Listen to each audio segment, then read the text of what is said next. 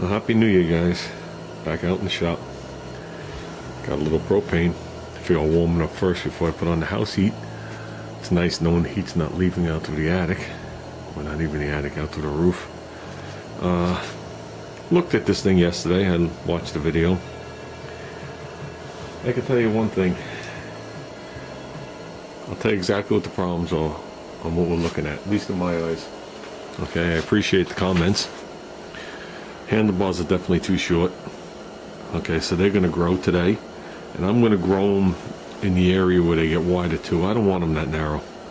Okay, because where I grow them matters. Either I can grow them right here, and then they just get taller and stay that width, or I can grow them anywhere from the curve up, and they'll get a little bit wider. Not much. You know, I mean, it is a ratio, so if I raise them, I'll just give an example, 4 inches. They might only get 2 inches wider, 1.5 inches wider.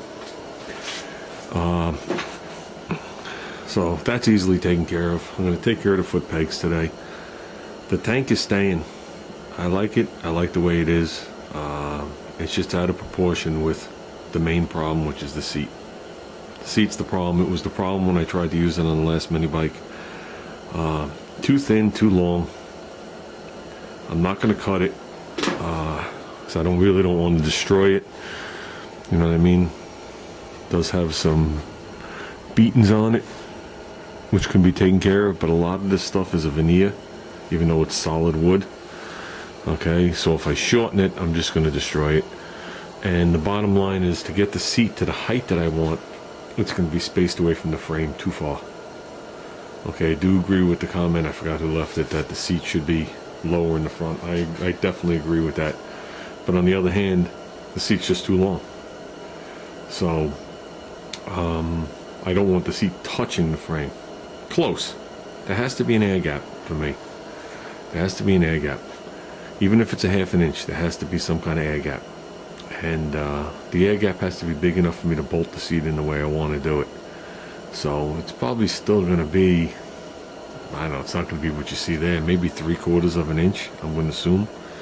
So, you know what I mean? Maybe here. So, I will keep everything tight to it. This seat right here is, sorry for the camera. I mean, we're going to give a take here. Doesn't really matter. It's almost 26 inches long. The one I'm looking at right now is 14 inches long by 7 inches wide, so a little bit wider than what you see here. So it's 14 inches long, 7 inches wide, and it said the dimensions on it and thickness. I don't remember, but it curves in the front, very similar to my other seat I'm going to show you. You know, it rounds off in the front, comes, and then does the little wedge shape in the back. And the back is half round.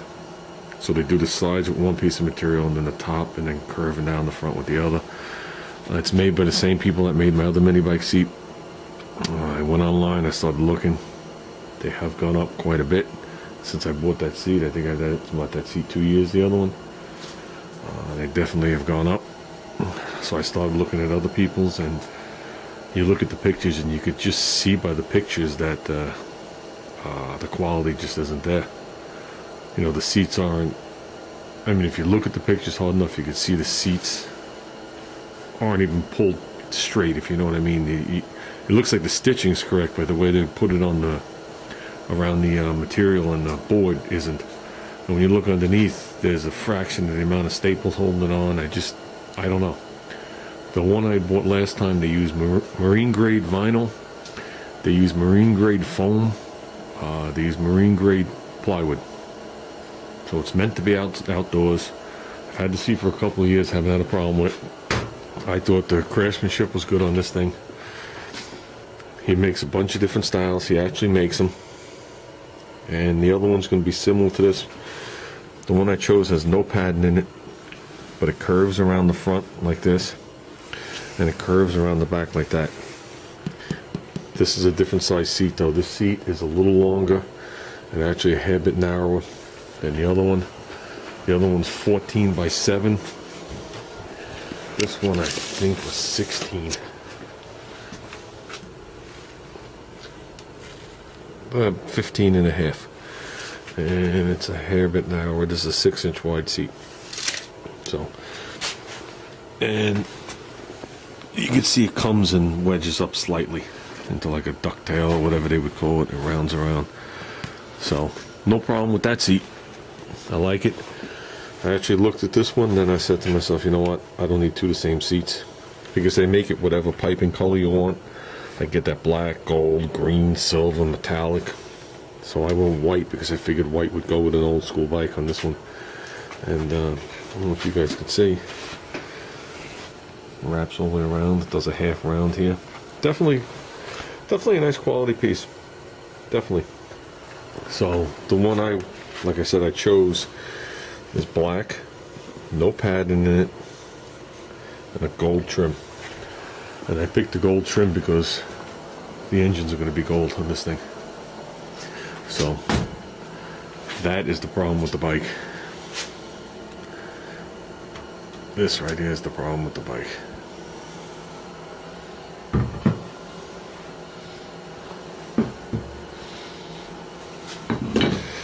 And if we leave the sissy bar in that place right there, which I plan to, and I can move it forward or back, but it's actually back a little bit too far now. I want it even with the axle, which you guys know is going to be trimmed off, right?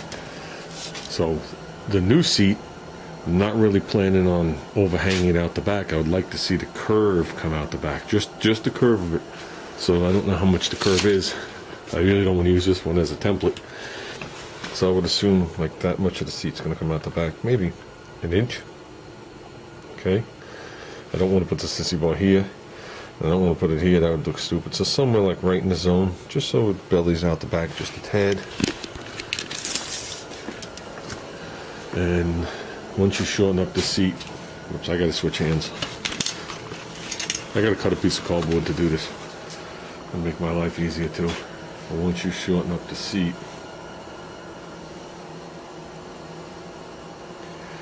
that gives me a little bit more room to play with the tank on where the location of the tank's going to be. So 14 inches is more than enough room. I mean, they had 18-inch seats. That just gets right back to the point where it becomes a seat. I don't want the mini bike to be a seat. I actually looked at shorter seats, but I just, they had 12-inch seats. You had 10-inch seats. 10-inch seat would be like a puck over here. And that I didn't like. And the seats do have a very slight, I don't know if it was his. No, I think these are uniform, they're parallel. There were ones out there that got a little narrower in the front. This wasn't one of them. So with that, I'm going to get myself set up as this place is warming up.